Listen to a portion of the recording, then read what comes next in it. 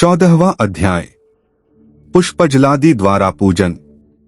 ऋषियों ने कहा, हे व्यास जी के शिष्य, हे महाभाग, अब आप यह बतलाइए कि शिवजी की किन किन फूलों से पूजा की जावे और उनके क्या फल हैं। सूत जी बोले, हे शौनकादि ऋषियों, यही प्रश्न नारद जी ने ब्रह्मा जी से किया था और उन्होंने निर्णय दिया था। ब्रह्मा जी ने यह कहा था कि कमलपत्र, बेलपत्र, शतपत्र तथा शंखपुष्प से देवता का पूजन करने से लक्ष्मी की प्राप्ति होती है। 20 कमल का एक प्रस्थ और सहस्र बेलपत्रों का आधा प्रस्थ होता है। 16 पल का एक प्रस्थ और 10 टंक का एक पल होता है। इस तोल के अनुसार इतना सब तराजू पर चढ़ाकर सकाम पूजे तो सब कामनाओं की प्राप्ति होती है, और यदि निष्काम पूजे तो वह शिवरूप हो जावे। यदि कोई 10 करोड़ पार्थिव लिंग की पूजा करे तो वह राज्य का इच्छुक राज्य पा सकता है। हे मुनिश्रेष्ठ, शिवजी को संतुष्ट करने के लिए शिवलिंग पर फूल, चावल और चंदनादि सहित अखंड जल की धार चढ़ाकर उनकी पूजा करे। प्रत्येक रूप में प्रति मंत्र से एक बेलपत्र अथवा शतपत्र या कमल चढ़ावे। प्राचीन लोगों ने शंख पुष्पों से विशेष रीति से पूजा करने को कहा है, जो दोनों लोकों में सर्व कामदायक है। फिर धूप, दीप, नैवेद्य तथा आरती, प्रदक्षिणा और नमस्कार कर क्षमा विसर्जन करे। इस प्रकार की सांगोपांग पूजा भोग और राज्य प्रदायक है। जो अपनी प्रधानता के लिए इसकी आधी पूजा और इससे आधी पूजा मुक्ति के लिए अर्थात कारागार से मुक्त होने के लिए करता रहे। रोग से मुक्त होने के लिए 50 कमल पुष्प, कन्या की इच्छा वाला 25,000 कमल पुष्प से, विद्या के लिए इससे भी आधे से, वाणी के लिए धूत से, उच्चाटन के लिए उतने ही परिमाण से, मारण में 1 लक्ष से, मोहन में उससे आधे से, राजा के वशीकरण के लिए 10 लाख फूलों से पूजा करे और इतना ही जप करे। यज्ञ के लिए भी इतना ही, ज्ञान के लिए 1 करोड़ और शिव दर्शन के लिए इससे आधे से पूजन करे तथा कार्यफल की सिद्धि के लिए मृत्युंजय का जप करे, जिसमें 5 लाख जपे तो शिवजी प्रसन्न हो जाएंगे। मुक्ति चाहने वाला कुशा से शिवजी का पूजन करे। 1 लाख की संख्या तो सर्वत्र जानो।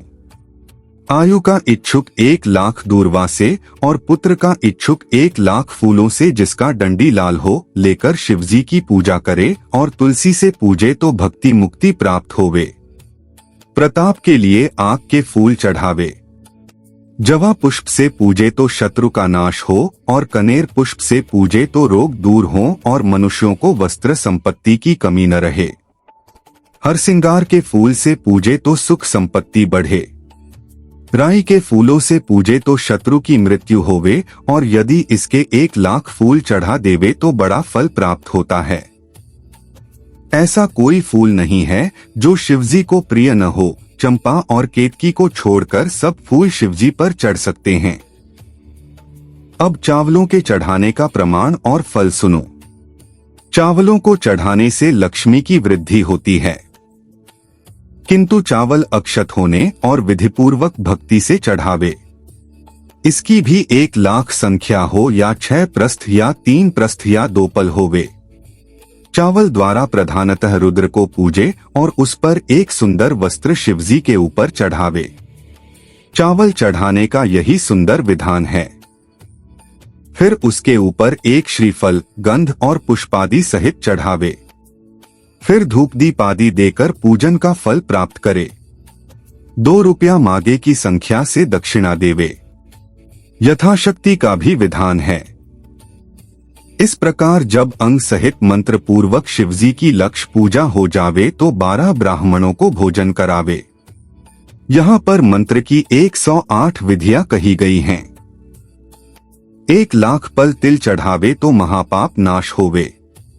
11 पल अर्थात 64 माशा 1 लाख तिल के बराबर होता है। हित कामना के लिए पूर्ववत पूजन करे और ब्राह्मणों को भोजन करावे। ऐसा करने से बड़े से बड़े पातक से उत्पन्न दुखों का शीघ्र ही नाश हो जाता है। 1 लाख या 8 प्रस्थ जो चढ़ावे तो स्वर्ग और सुख की वृद्धि होवे। इस प्रकार प्रत्येक कार्यों के लिए प्रत्येक विधि से शिवजी की पूजा करे। ज्वर प्रलाप की शांति के लिए केवल जल की धार मंगल देती है। इसमें शत्रुद्रिय मंत्र, एकादश रुद्र मंत्र, रुद्र जाप, रुद्र सूक्त, घंटा, महामृत्युंजय और गायत्री के अंत में नमः लगाकर नामी से अथवा प्रणव से अर्थात ओम मंत्र से तथा दूसरे शास्त्रोक्त मंत्रों से जल की धारा करे। धारा पूजन शुभ संतानवर्धक है। गुरु से समझकर करे। यदि अपने घर में नित्य कलह होता होवे तो शिवजी पर जल की धारा करे तो सब दुख विनष्ट हो जाते हैं। धारा पूजन शुभ संतान वर्धक है। गुरु से समझकर करे। यदि शत्रु को तपाना हो तो शिवजी पर तेल की धारा चढ़ावे। मधु से शिवजी को पूजे तो यक्षराज हो जावे। ईख के रस से पूजे तो आनंद मंगल हो। यदि गंगाजी के जल की धारा देवे तो भक्ति मुक्ति प्राप्त होवे। इसकी 10,000 संख्या का विधान है। 11 ब्राह्मणों को भोजन करावे। हे मुनीश्वर, आपने जो पूछा वह सब मैंने आप लोगों को सुना दिया, जो लोक में सफल और सर्व कामदायक तथा हितकारी है। जो स्कंद और उमा सहित शिवजी का सविधि पूजन करता है वह पुत्र पौत्रादिकों के साथ संपूर्ण सुखों का भोग कर अंत में महेश्वर लोक का भागी होता है। वह करोड़ों सूर्यों के समान प्रकाशित विमान पर रुद्र कन्याओं से सेवित होता हुआ प्रलय पर्यंत शिवजनों के साथ क्रीड़ा करता है। फिर अविनाशी विज्ञान को प्राप्त कर मोक्ष लाभ करता है। इति श्री शिव महापुराण द्वितीय रुद्र संहिता का 14वां अध्याय समाप्त।